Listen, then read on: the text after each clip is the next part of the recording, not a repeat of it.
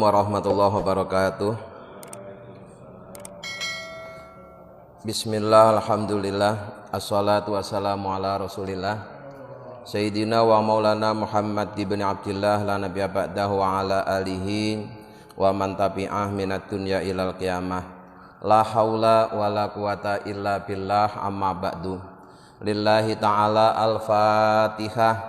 A'udzu billahi minasy syaithanir rajim. Bismillahirrahmanirrahim. Alhamdulillahi rabbil alamin. Ar-Rahmanir Rahim. Maliki yaumiddin. Iyyaka na'budu wa iyyaka nasta'in. Ihdinas siratal mustaqim. Siratal ladzina an'amta 'alaihim ghairil maghdubi 'alaihim waladdallin. Amin. Hadirin ma'asyiral muslimin hafizakumullah.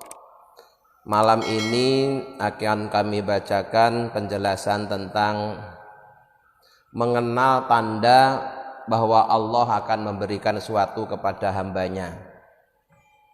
Salah satu nama Allah dalam Asmaul Husna itu adalah Al-Wahhab. Bahwasanya Allah itu maha memberi, baik diminta atau tidak diminta, Allah itu maha memberi. Nah, ketika Allah akan memberikan sesuatu kepada hambanya, itu kadang dikasih tanda, ya, kadang dikasih tanda, kadang tidak. Malam ini yang akan kami bacakan adalah tanda bahwa Allah akan memberikan sesuatu kepada hambanya. Hadirin ma'asyiral muslimin hafizakumullah.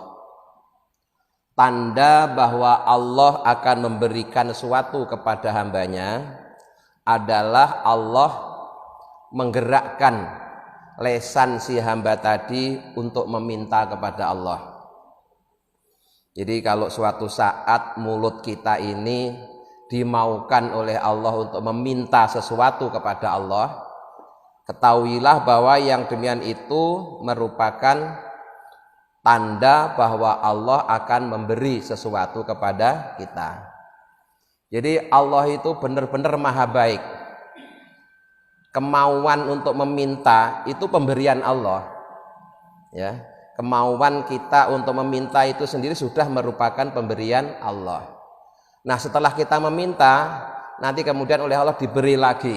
Nah, yang nyuruh minta ya Allah, yang menggerakkan kita untuk meminta ya Allah, nanti yang memberikan permintaan kita juga Allah.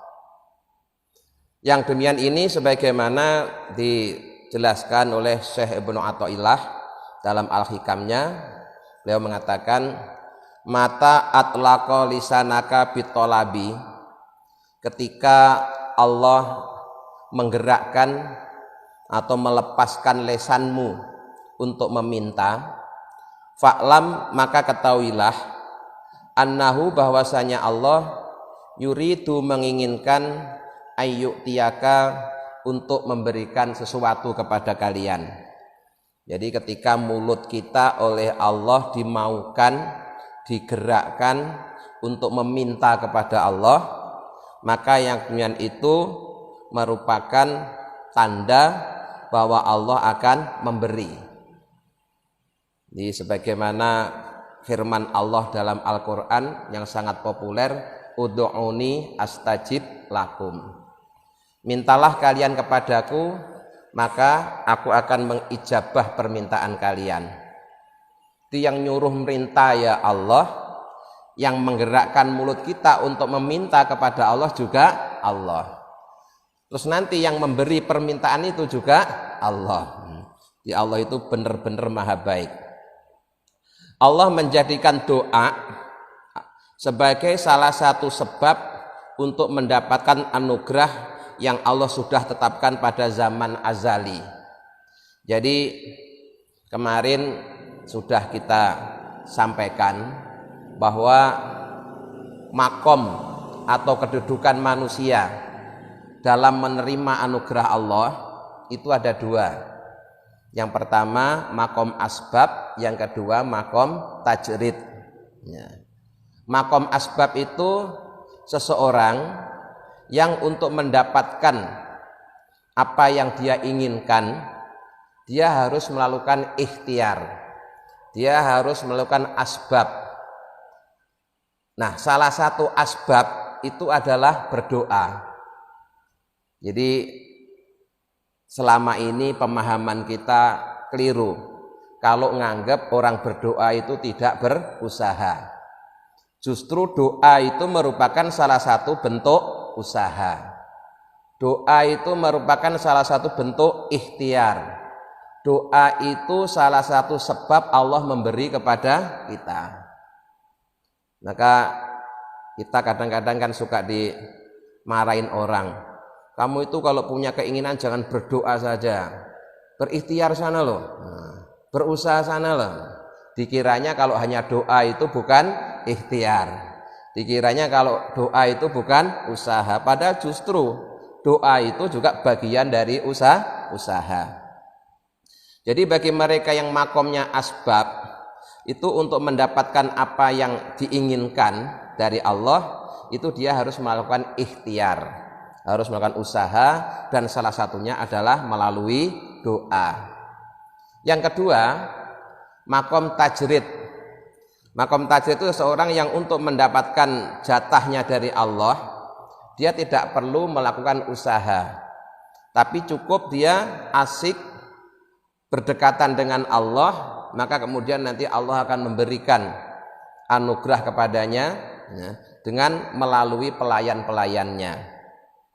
Contoh yang gampang yang sering saya sampaikan yaitu seperti halnya tamu biasa dan tamu VIP. Kalau kita diundang dalam pesta pernikahan, di situ ada tamu umum, tamu biasa, ada juga tamu istimewa. Untuk tamu umum, nanti ketika giliran saatnya makan, makanan sudah disediakan, minuman sudah disediakan oleh tuan rumah, tapi kalau kita mau makan suruh ngambil sendiri, mau minum suruh ngambil sendiri. Kalau tidak mau ngambil, tidak mau usaha, walaupun sudah disediakan, ya dia nggak akan dapat. Memang syaratnya harus makan ngambil sendiri. Jadi jangan salahkan tuan rumah, aku diundang di sana nggak dikasih makan. Padahal dia makomnya asbab, sudah disediain tapi tidak mau ngambil, ya salahnya sendiri. Ya.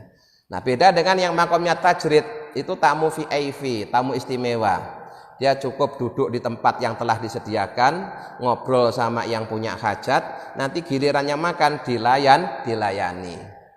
Gambarannya seperti itu. Jadi doa itu merupakan salah satu ikhtiarnya makom asbab. Jadi makom asbab. Maka kalau mulut kita berdoa, itu berarti sudah menjalani asbab atau ikhtiar.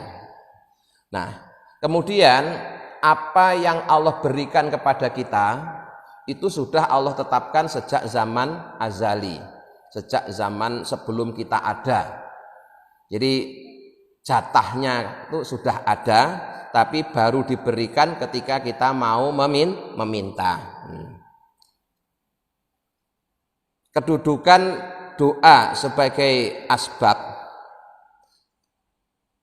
itu sama halnya seseorang yang jika dia ingin panen, maka asbab yang harus dia lakukan, dia harus bercocok tanam. Ya. Jadi kalau kita pengen panen, maka kita harus melakukan ikhtiar atau usaha, yaitu dalam bentuk bercocok tanam.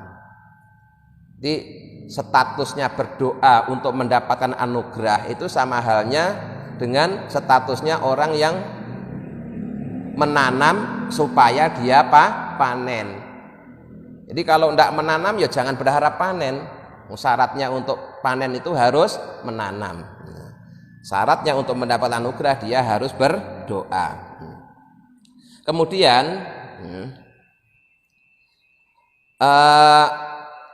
contoh yang kedua, seperti halnya orang yang berobat akan menjadi sebab dia diberikan kesembuhan. Jadi kalau kita sakit, ya, maka asbab usaha ikhtiar yang harus kita lakukan secara syariat adalah berdoa atau berobat. Ya. Nanti yang memberikan kesembuhan adalah Allah. Kemudian sama juga dengan kalau kita pengen punya anak kandung, maka ikhtiar atau usaha yang harus kita lakukan adalah menikah. Kalau tidak menikah kok pengen punya anak, terus anak dari siapa? Gitu loh. Statusnya seperti itu, Pak. Jadi sekali lagi anggapan bahwa doa itu bukan ikhtiar itu harus dihilangkan mulai sekarang, ya. Jadi doa itu bagian dari ikhtiar. Sebagaimana bercocok tanam sebagai ikhtiar untuk panen, berobat ikhtiar untuk sembuh, dan menikah ikhtiar untuk mendapatkan anak kandung. Berdoa itu untuk menjaga status kita sebagai hamba, ya. Selalu bergantung kepada Allah, bukan untuk mendapatkan yang bukan jatahnya. Jadi kalau kita berdoa kepada Allah, ya, itu targetnya, ya, jangan diberikannya apa yang kita minta, walaupun Allah sudah berjanji kalau kita berdoa pasti akan diberi. Tapi target kita bukan itu. Target kita adalah ketika berdoa itu untuk menunjukkan diri kita di hadapan Allah bahwa kita ini hambanya, kita ini selalu butuh kepada Allah, kita ini selalu bergantung kepada Allah. Istilahnya sidqul ubudiyah, bahwa kita ini benar-benar hambanya Allah. Buktinya apa? Kita suka minta kepada Allah. Nah kemudian, ya, apa yang Allah berikan kepada kita itu sesungguhnya sesuatu yang memang sudah menjadi jatah kita, sesuai yang Allah tetapkan pada zaman sebelum kita ada. Jadi berdoa itu gampangannya itu kayak ini loh, Pak, usaha untuk mendapatkan, untuk mengambil jatah. Misalnya contoh gampang begini, ya, ada program dari pemerintah dalam bentuk bansos. Bansos itu sudah disediakan, nama Bapak juga sudah tertulis, tapi syaratnya Bapak ngambil sendiri sambil bawa KTP, gitu loh, ya. Gampangannya seperti itu. Pemerintah sudah bikin program bantuan sosial, barang yang mau diberikan sudah ada untuk sekian orang, terus nama Bapak juga sudah tertulis termasuk bagian orang yang akan mendapatkan. Tapi ketika penyerahan itu syaratnya Bapak harus ngambil sendiri sambil bawa KTP atau sambil bawa kupon zakat kalau di Al-Furqan begitu loh, ya. Jadi doa itu kita meminta kepada Allah apa yang memang oleh Allah sudah dijadikan jatah buat kita, bukan untuk meminta sesuatu yang bukan milik kita atau bukan jatah kita, atau untuk meminta sesuatu yang tidak ada. Makanya kalau kita pernah minta kepada Allah kok kemudian permintaan kita itu tidak terkabul, itu jangan nyalain Allah. Jangan-jangan memang yang kita minta itu bukan jatah kita, ya. Jatahnya ini cuma beras 10 kilo sama sembako. Lah Bapak mintanya motor, ya enggak dikasih. Enggak dikasih. Ini yang dibagi-bagi bukan motor, yang dibagi-bagi cuma beras 10 kilo sama sembako. Jatahnya sembako, mintanya motor, mintanya mobil, ya enggak bakalan diberikan. Nah makanya ada orang kadang berdoa minta jadi pejabat, nah, minta jadi anggota DPR, kok enggak berhasil. Ya barangkali memang ditakdirnya Allah dia tidak ditakdirkan sebagai pejabat atau wakil rakyat, sehingga yang dia minta itu sesuatu yang tidak ada di catatan dia, catatan untuk dia, gitu. Walaupun sebenarnya Allah mampu aja, ya, merubah catatan itu mampu.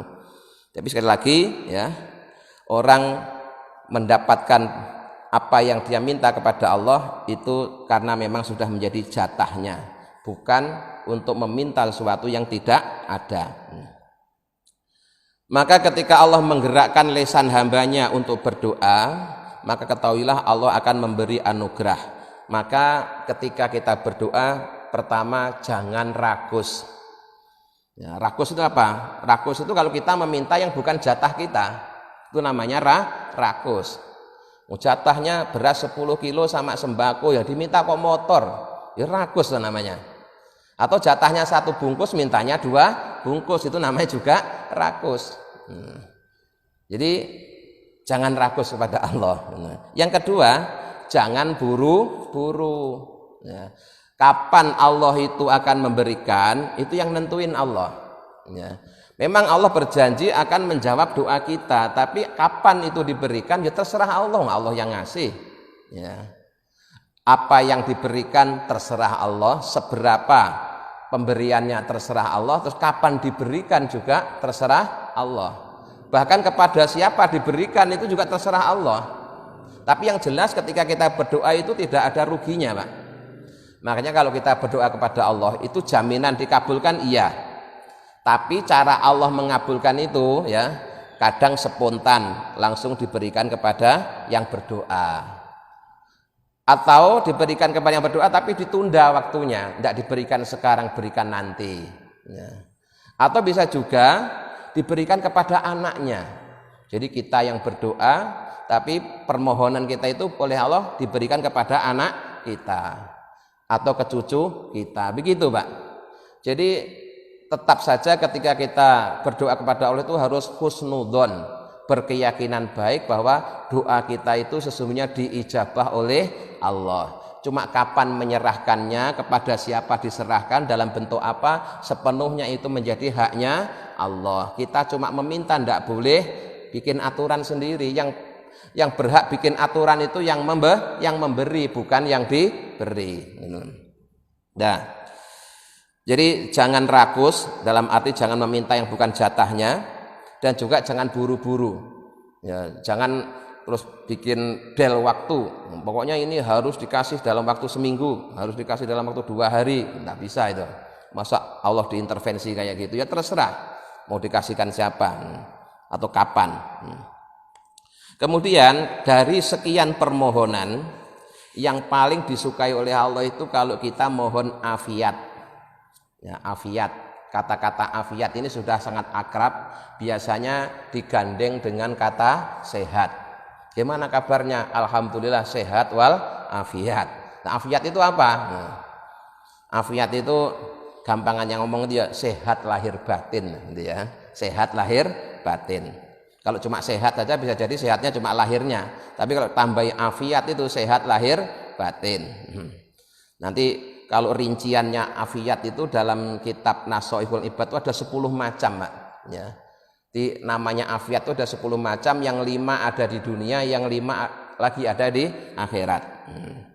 Itu suatu saat kita bacakan 10 afiat itu apa saja. Yang jelas ya, dari sekian permohonan yang paling Allah sukai adalah ketika hamba itu mohon afiat. Rasulullah Shallallahu Alaihi Wasallam bersabda, man u'tiyat du'a lam yuhramil ijabah. Barang siapa yang diberikan kemampuan dan kemauan oleh Allah untuk berdoa, maka tidak akan terhalang untuk mendapatkan ijabah. Ya, ud'uni astajib lakum. Jadi kalau lisan kita oleh Allah sudah digerakkan untuk meminta, itu berarti Allah pasti akan mengijabah. Coba mengijabahnya kapan, dalam bentuk apa, seberapa, diberikan kepada siapa, wallahu a'lam. Yang jelas tidak akan ada doa yang sia-sia. Kemudian di hadis yang lain, man udina lahu fit du'a minkum faqad futihat lahu abwabur rahmah. Barang siapa yang diizinkan dirinya untuk memohon kepada Allah, maka sungguh dia telah dibukakan oleh Allah pintu-pintu rahmat. Jadi kita diizinkan oleh Allah untuk meminta, ya. Karena tidak semua hambanya diizinkan oleh Allah untuk meminta, ya. Kan banyak orang hidup dunia ini seumur hidup tidak pernah minta sama Allah, kan pernah ada, bahkan banyak. Nah, orang seperti itu barangkali memang Allah tidak mengizinkan dia untuk meminta. Nah, kita ini diizinkan oleh Allah untuk meminta. Berarti kita telah dibukakan pintu kasih sayang dari Allah. Ya. Dibukakan pintu kasih sayang. Wa ma su'ilallahu syai'an ahabba ilaihi minal afwi wal afiyati. Dan Allah itu tidaklah dimintai sesuatu yang paling Allah sukai dibanding ketika ada hambanya meminta ampunan, meminta maaf dan meminta afiat. Itu yang paling Allah sukai. Itu tadi hadis. Nah, berikutnya ini terkait dengan doa, ada beberapa nasihat dari ulama. Ya. Wa qala al-Kanani radhiyallahu anhu, lam yaftahillahu lisanal mu'mini bil ma'dzirati illa waqad fatahalahu bil maghfirati. Lam yaftah, tidaklah membuka, sapa Allahu Allah, tidak membuka lisanal mukmini, lesannya orang beriman, bil ma'dzirati, untuk menyampaikan alasan, udzur, illa waqad fataha, kecuali sungguh Allah telah membuka lahu, untuk si mukmin tadi, bil maghfirati, dengan ampunan. Jadi Allah itu gini Pak, kalau ada hambanya yang menyampaikan alasan, itu Allah itu gampang menerima alasan tersebut, ya, gampang menerima alasan yang dikemukakan oleh hambanya. Misalnya begini, contoh yang gampang, Bapak sudah bertekad bahwa besok pagi itu Bapak mau sholat subuh tepat waktu.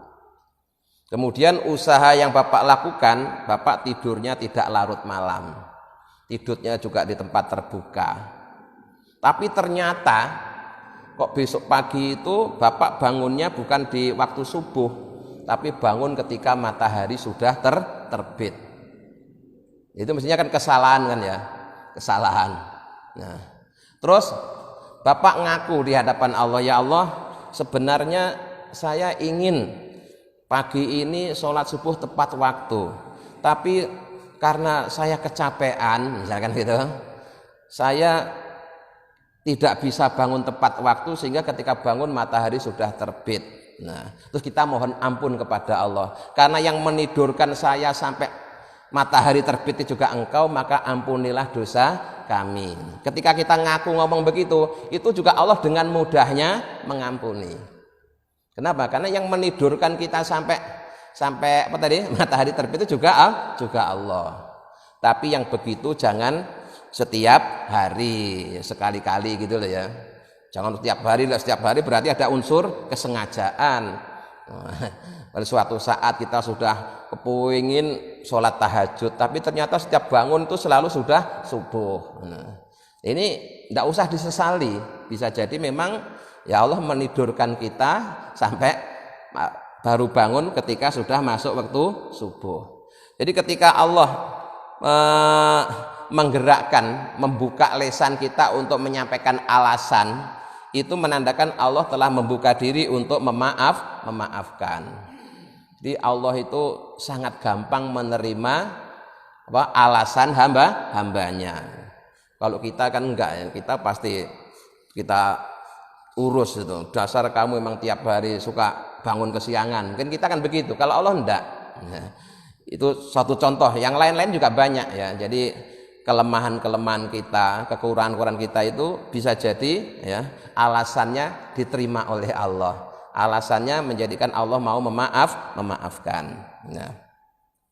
Wa qala al-Khifafu rahimahullah, wa kaifa la yujibuhu wa huwa yuhibbu sautahu. Bagaimana mungkin Allah tidak menjawab doa kita sementara Allah sangat menyukai suara kita ketika sedang berdoa. Jadi kalau Bapak sudah lama berdoa kok tidak cepat dikabulkan, jangan sekali-kali buruk sangka. Bisa jadi itu karena Allah saking senangnya dengerin doa Bapak. Dan Allah Maha tahu, ini si fulan ini kalau doanya langsung saya kabulkan sekarang, besok udah nggak doa lagi. Ya. Padahal Allah senang dengerin doa kita, itu senang. Akhirnya oleh Allah malah ditunda, biarin, jangan diberi sekarang. Soal diberi sekarang besok udah nggak berdoa, ya biar doa terus, maka ngasihnya ditunda-tunda oleh Allah. Itu bisa terjadi seperti itu loh Pak. Jadi kita harus tetap berhusnudzon kepada Allah. Allah itu maha baik, ya. Allah maha baik. Jadi kalau doa kita tidak segera dikabul, bisa jadi karena memang Allah senang dengerin suara kita. Ini loh Pak yang sering saya contohkan itu, ini berulang-ulang kami sampaikan. Kalau kita misalnya tengah hari, ya, habis sholat duhur kita tidur di rumah, terus tiba-tiba datang seorang pengamen. Terus kita sudah baru tidur, pengamennya itu lagunya jelek, suaranya juga jelek. Akhirnya kita jengkel kan? Kita baru mau tidur terganggu oleh pengamen yang suaranya jelek. Akhirnya kita cepat-cepat bangun, ambil uang 2.000 langsung dikasih. Itu kelihatannya ngasih, tapi sesungguhnya adalah mengusir, kan begitu? Ya, kelihatannya ngasih, cepat dikasih. Tujuannya apa? Supaya cepat pergi. Nah sekarang sebaliknya, ya, kita pas lagi santai, ya, kemudian datang pengamen, lagunya enak, suaranya enak. Sudah nyanyi satu lagu, kita minta tambah, ayo tambah lagi. Nah, lagu kedua, lagu ketiga, kita seneng. Dan nanti ngasihnya enggak hanya 2.000, ya, bisa jadi 10.000, 20.000, 50.000 atau bahkan 100.000. Gambarannya seperti itu. Jadi ketika kita berdoa itu bisa jadi status kita di hadapan Allah itu seperti pengamen. Ini kok suaranya bagus, oleh Allah malah ditunda-tunda, tapi nanti akan diberi yang lebih. Jadi jangan seneng kalau kita baru minta langsung dikasih. Jangan-jangan memang Allah tidak mau dengar suara kita. Jadi kayak tadi itu, ya, baru greng langsung kasih 2.000 biar cepat pergi. Jangan-jangan seperti itu. Nah, maka sekali lagi, ya, nanti bab berikutnya itu nanti akan saya kasih contoh doa-doa yang dicintai oleh Allah atau yang biasa dibaca, disampaikan oleh orang-orang yang dicintai Allah. Nah, kemudian summa hadza kulluhu qabla futihal babul ma'rifah. Semua yang diterangkan tadi itu, ya, berlaku bagi orang yang statusnya itu masih abid. Abid itu ahli ibadah. Nah, beda halnya jika seorang itu statusnya sudah arif, ya. Jadi di atas abid itu namanya ada arif. Arif itu orang yang sudah mengenal Allah. Selain dia ahli ibadah, dia juga sudah mengenal Allah. Nanti caranya berdoa dan tujuannya berdoa itu beda. Beda dengan abid. Kalau kita-kitanya rata-rata kelasnya masih kelas abid, ya.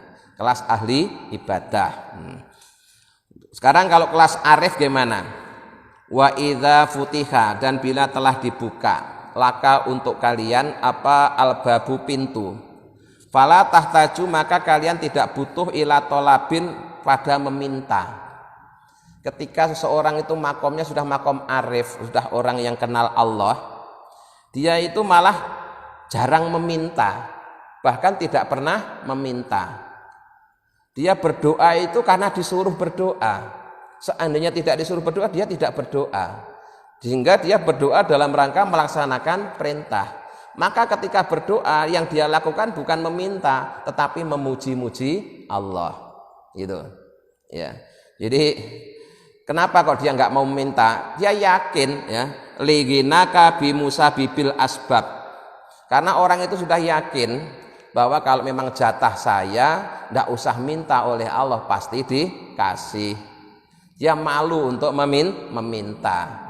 Sudah akrab sama Allah, tidak usah minta aja dikasih, masa masih minta lagi, kan ya malu, ya. Kayak kita punya saudara kita itu dermawan.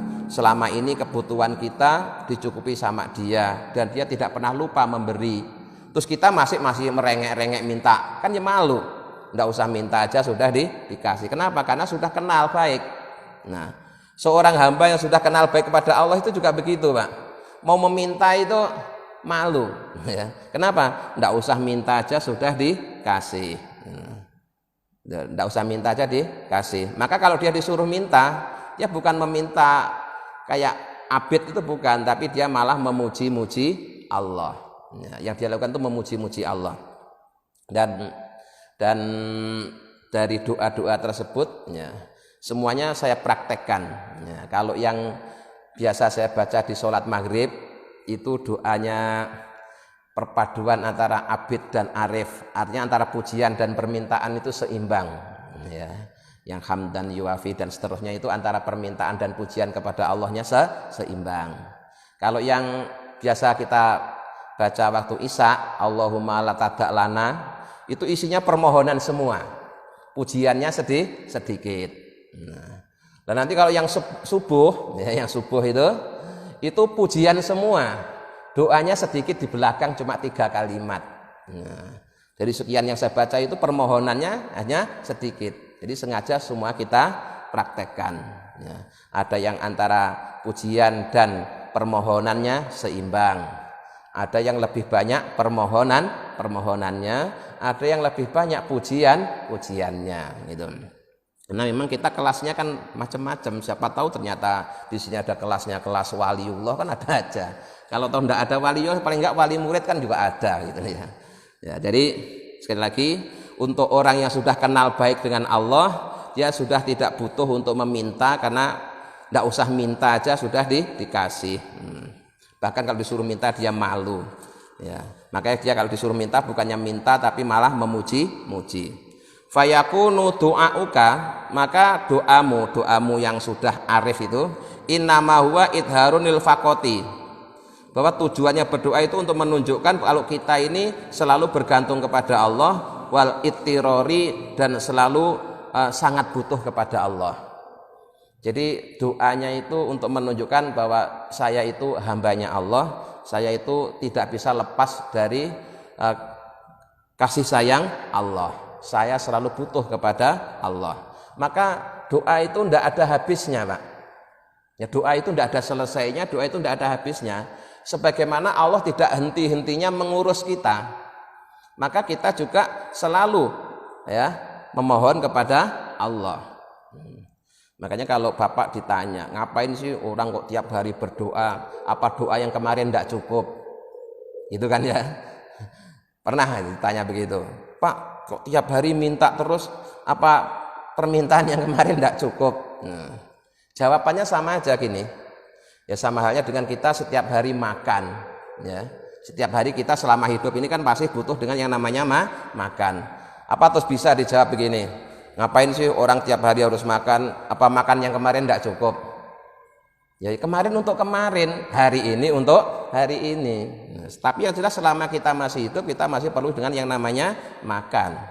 Selama kita masih merasa hambanya Allah, ya selamanya kita perlu memohon kepada Allah untuk menunjukkan diri kita sebagai hambanya.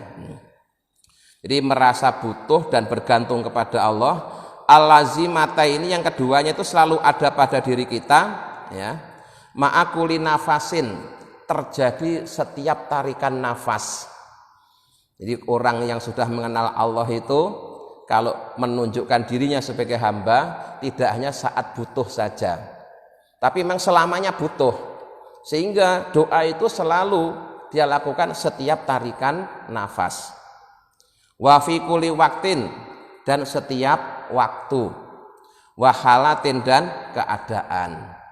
Jadi kalau orang yang sudah mengenal Allah dalam sehari 24 jam itu selalu hatinya itu ya, memohon, menunjukkan rasa butuhnya kepada Allah. Nah, beda dengan abid. Abid itu hanya menemui Allah kalau pas lagi butuh aja. Ya. Misalnya pas lagi lapar, dia pengen makan, datang, nanti habis makan pulang lagi. Nah, terus suatu saat dia sakit, pengen sembuh, dia datang minta sembuh, nanti kalau udah sembuh dia tinggalkan lagi gitu. Ya. Jadi model-model kita masih seperti itu. Ketika kita sedang menghadapi berbagai macam permasalahan baik di rumah tangganya, di tempat kerjanya, dan lain-lain, maka kadang-kadang kita terus rajin nemui Allah. Selain sholat 5 waktunya tertib ditambah tahajud, selain tahajud tambah duha. Tapi nanti begitu persoalan rumah tangga kita atau yang kita hadapi ini satu demi satu terselesaikan, maka amalan itu biasanya satu demi satu ditinggalkan. Ya. Yang kemarin rajin duha, Karena sekarang ekonominya sudah lancar, duhanya mulai jarang-jarang. Yang kemarin dililit berbagai macam persoalan, sekarang sudah beres semua, tahajudnya mulai ditinggalkan. Model-model abid masih seperti itu. Jadi menemui Allah pas lagi butuh. Masih bagus Pak, masih bagus. Kenapa? Yang ditemuin Allah. Ya, walaupun dia datang kalau mau meminta. Nah, kalau yang arif beda. Yang arif itu minta nggak minta datang terus. Ya, minta nggak minta datang terus, bahkan lebih banyak tidak meminta. Nah, lebih banyak tidak, tapi datang terus.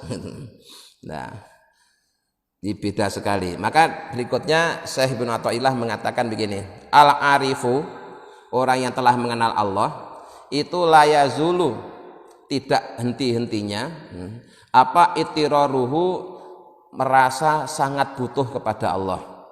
Terus ya, setiap tarikan nafas, setiap detak jantung, setiap waktu, setiap keadaan selalu merasa butuh kepada Allah. Tidak pernah sedetik pun tidak butuh Allah.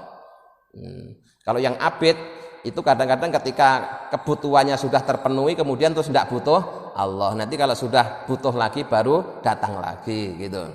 Itu kalau yang abid. Kalau yang arif terus merasa butuh kepada Allah setiap detik, setiap tarikan nafas. Wala yakunu ma'a ghairillahi qararuhu.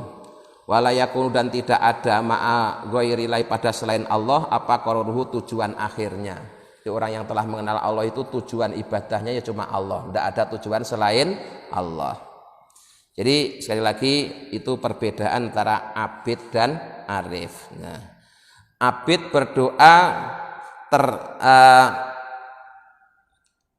targetnya itu adalah dipenuhinya apa yang dia inginkan. Misalkan karena dia sakit, maka target dalam berdoa itu yang mohon kesembuhan. Nanti kalau sudah sembuh berarti targetnya sudah tercapai, terus sudah tidak berdoa lagi. Kalau misalkan masih fakir, terus targetnya kaya, nanti kalau sudah kaya tidak doa lagi gitu. Nah, kalau abid, kalau arif itu adalah idharul faqati wal itirori. Targetnya dalam berdoa itu untuk menunjukkan kalau dirinya itu selalu bergantung kepada Allah dan selalu butuh kepada Allah. Dengan kata lain sidqul ubudiyah, untuk menunjukkan bahwa dirinya itu benar-benar hambanya Allah. Abid berdoa saat ada kebutuhan. Ya, pas ada persoalan, ada kebutuhan, dia baru berdoa. Nanti kalau itu sudah terpenuhi, sudah berhenti doanya. Sementara arif berdoa setiap tarikan nafas, karena dia tidak pernah merasa tidak butuh kepada Allah, selalu butuh kepada Allah, maka doanya terus. Nah, kemudian abid ya itu banyak meminta. Kalau berdoa itu isinya permohonan terus dari awal itu, minta utangnya dilunasi, minta macam-macam, pokoknya awalnya itu minta, ya. Isinya itu pokoknya permintaan semua. Nah kalau arif itu ketika berdoa lebih banyak memuji-muji Allah. Bahkan saking asiknya memuji-muji Allah, kadang malah dia tidak meminta. Tapi janji Allah ya, kalau ada orang yang sibuk memuji-mujiku sampai lupa tidak meminta, maka dia akan aku beri yang lebih baik daripada kalau dia meminta. Gitu.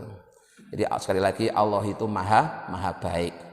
Maka mulai sekarang mari kita bersama-sama untuk memperbaiki akhlak kita ketika kita bermohon kepada Allah. Yang pertama yang harus ditanamkan dari kita harus husnudzon, ya, berkeyakinan baik kepada Allah bahwa Allah menggerakkan mulut kita untuk meminta, itu berarti Allah akan memberi. Cuma memberinya kapan, dalam bentuk apa, ukurannya seberapa, itu sepenuhnya kita serahkan kepada Allah. Karena apa yang diberikan Allah kepada kita itulah yang terbaik.